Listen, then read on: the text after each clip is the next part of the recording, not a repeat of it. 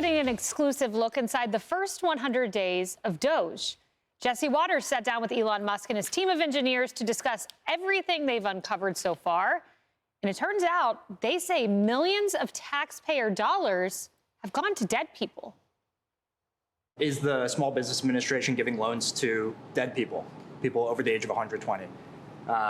The answer was yes, and it was around $330 million in total. So people with a birthday that could not possibly be real. Yeah. Meaning they're over 100, they're 115 years old or older. The oldest living American is 114. So it's safe to say if anybody is in the system as 115 years or older, that is fake. So just by sharing a database and looking at Social Security numbers that showed that at the time of the loan, they had listed as over 115 years old, or actually under 11. We didn't even check for under 18. Babies and dead under 11 years old. That's pretty clear. Babies right? and dead people were getting loans. And it gets worse. They say government officials were partying on your dime. There was a $4 billion COVID fund in the Department of Education, and there was no receipts required, so people could just draw down on it. And when people looked into it, this wasn't us, this was before us, they found that money was being used to rent out Caesar's Palace for parties, rent out stadiums, et cetera. And so the one change that DOGE made with the Department of Education is we had the simple requirement that if you draw down money, you must first upload a receipt.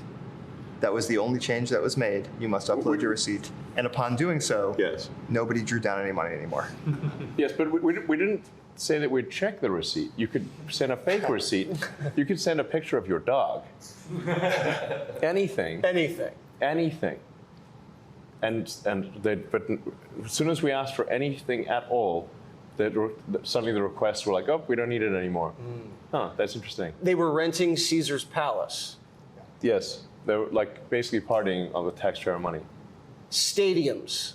Yes. Leasing stadiums. Leasing stadiums. For what? For parties, basically. For parties. Yes. That's a big party. Tommy, I love Jesse's reaction. Renting stadiums for parties. This blows my mind. This isn't transgender rats on treadmills. This is Caesar's Palace. What I love is that now that there's a little tiny bit of accountability, all of a sudden nobody wants to upload any receipt. So the Democrat narrative on this, again, has been wrong. But it's been, oh, well, it wasn't $2 trillion, so who cares? Well, when you look at the egregious spending, if we're able to cut out the egregious stuff and it adds up to whatever it ended up being, 150 million, billion, that's a great savings. And most people are happy to see it, right? So the fact that Democrats poo-poo this, it reminds me of Nancy Pelosi talking about the tax cuts as just crumbs. It means something to the American people that we're not renting out stadiums for certain government employees to have a fun time. You know, Sandra, I want to play this moment. This is about deleting records. And you think, you know, in government, you have to keep your records. Certainly shouldn't be deleting accounting information. But Elon Musk and the team found this. Listen. Just a few hours after we got into their headquarters, we found that their chief accountant had actually deleted over 1 terabyte of accounting records from several years. So you'd have to ask the question, well, why would somebody do that? And the DOGE team, fortunately, was able to recover that data with the help of a few great employees at the Institute of Peace.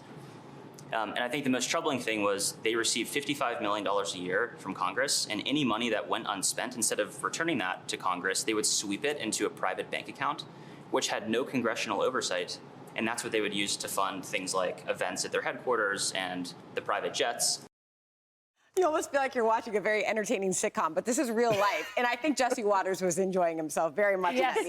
I mean, what an incredible revelation and what an eye-opening look at this. And to have a seat at the table and to have a camera in the room just continues to speak to the transparency that this administration is providing. It wasn't just Caesar's Palace and the big party. It was private jets. Congressionally approved funds were used for a $130,000 contract with a former member of the Taliban they dug up. That's all been recommended to the Justice Department.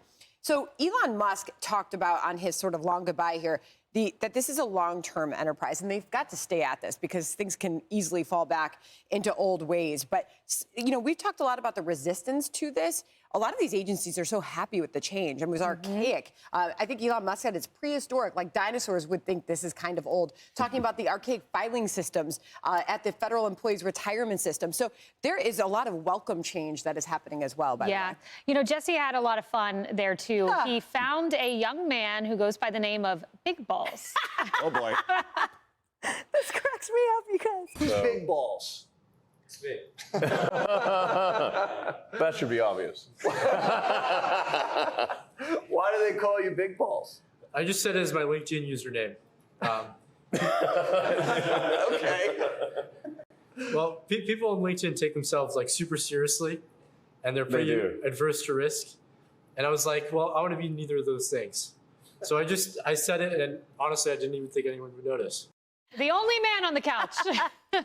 I didn't have analyzing big balls on my bingo card today, but here we are. Here we are. I'll be real quick. More of this from the DOGE team, not just Elon Musk, but the whole team, because when he leaves, you see that they are in very capable hands. 3/4 of Americans agree with the DOGE mission, because who's for waste, fraud, and corruption? Oh, right, Democrats and some allies in the media. So again, this is an issue hammered home. When Elon's gone, the mission will continue. Emily with the cleanup at bat.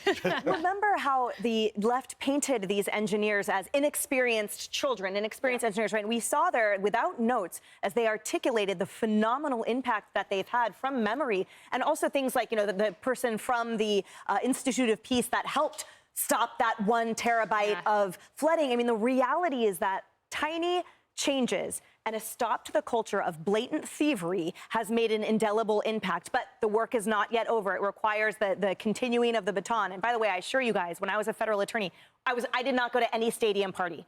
I mean, I was shopping at Target. I still do, and staying at Best Westerns. And J. Crew. And no parties at Caesars for Emily Campagno. I wish. All right. Hey everyone, I'm Emily Campagno. Catch me and my co-hosts Harris Faulkner and Kaylee McEnany on Outnumbered every weekday at 12 p.m. Eastern, or set your DVR. Also, don't forget to subscribe to the Fox News YouTube page for daily highlights.